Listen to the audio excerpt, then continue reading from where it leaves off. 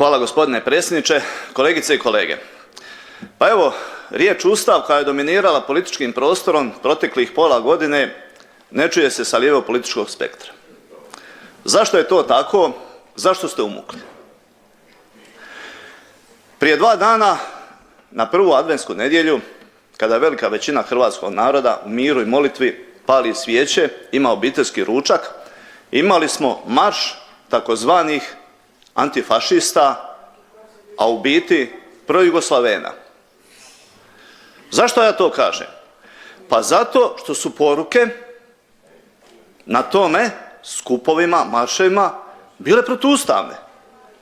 Pozivanje na bilo kakvo udruživanje u nekakvu novu balkansku državu je suprotno Ustavu, temeljima današnje moderne Hrvatske. Pozivanje da Hrvatska nije sigurna turistička zemlja je direktno financijsko podrivanje naše države, jedan bitan segment gospodarstva. Za koga to radite i u čijem interesu to radite? To je pitanje svih pitanja. Zastave države koja se raspala u krvi, zastave koja je donijela tolike patnje diljem lijepe naše, vidimo na tome skupu. I politički lijevi spektar zajedno s njima.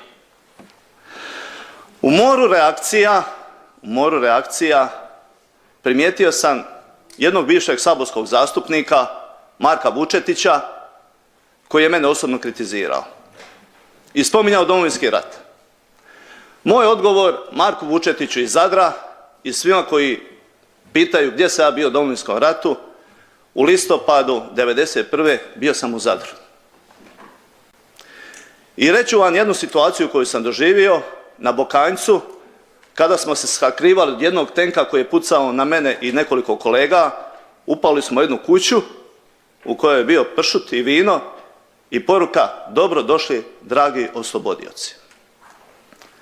U slično vrijeme ubijen je moj prijatelj, jedan dragi, dobri, topli čovjek, snajperskim metkom u sigurnosti grada Zadra kod bolnice.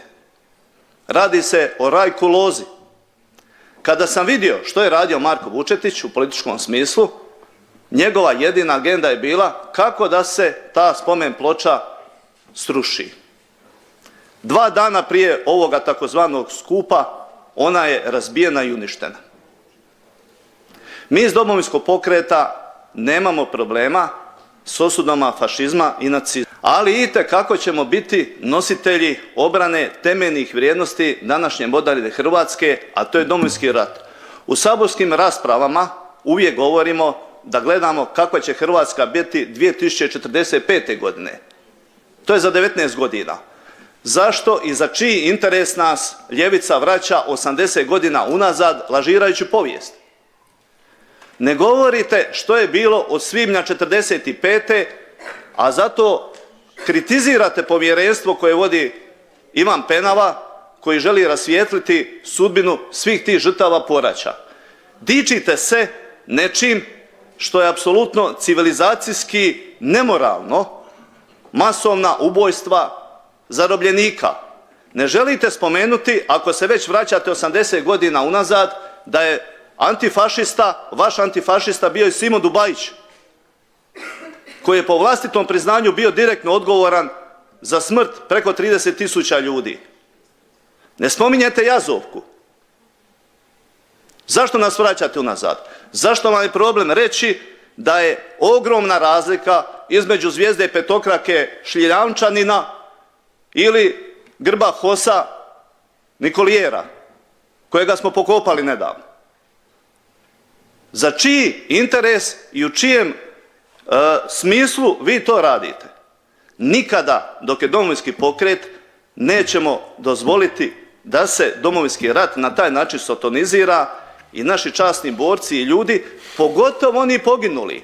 Više puta sam postavio pitanje uz tisuće ljudi koji su branili Vukovar, evo tu ima nazočni i Peđa i Ćipe i Deur i Zadro.